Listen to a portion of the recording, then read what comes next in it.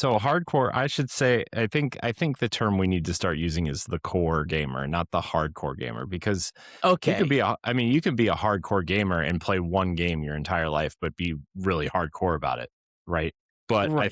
I think you look at the core gamer, right? I think you look at that and look at Xbox's lineup, and I think the core gamers, the core Xbox fans want to love the platform. But Hmm. over the course of the last 2 or 3 years, I think the core Xbox fan has been treated like the second class citizen, essentially. And, they have kind of gotten the raw end of the deal. They have the more expensive Game Pass. They have the PlayStation 5 Pro version of the game is better looking. It has more features and stuff like that than the Xbox Hmm. versions. Like, they've just been treated like that, and that's not, I don't think, as a platform holder, that's okay. I'm not saying you shouldn't make the best game you could possibly make, but like, this is where the exclusive thing comes back in, is like, you should have exclusives, and this is how they should market these exclusives, and so, like, yeah, Halo's going to be the top seller. Gears, depending on who you talk to, like, Gears is going to Hmm. sell, Fable will sell, Forza will sell, but you need to get the people to buy the platform to buy those games for them to notice these secondary games. And I know I'm talking in circles now, and we're gonna wrap in a minute, but like, I think you look at the platform and the IP they own, and I think, and they also have the advantage of being Microsoft, and I know they're trying to bring back the Xbox branding, right, and kind of be like this small kind of outlier from the Microsoft brand, but like, you're still Microsoft, and you still have Microsoft money. You can still pull some resources, hopefully, right, to fund these smaller projects that you're not going to make billions of dollars on, but you need to have those, right? It's what Matt Booty said about Hi-Fi Rush right after they shut the studio down.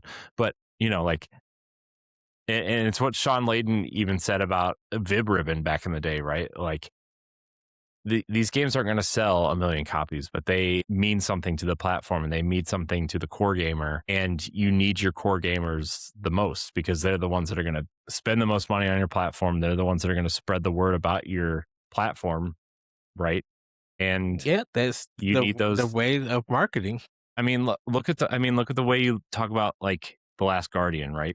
That game didn't Hmm. sell 5 million copies, but the people who love that game really loved that game, and I'm sure the 300,000, 500,000 people that bought the game, when they spread the word about the game and how good it is, I'm sure they sold another 100,000 copies just by spreading, and that's not nothing, Team Shadow of the Colossus shouldn't be at the height of Team Eco, recognition of that developer. But because like Bluepoint did a great job with the remake, anytime anytime the name of Team Eco come out, or certain games that's connected, that looks like Shadow of the Colossus. Shadow of the Colossus was a big impact for a lot of players. And so when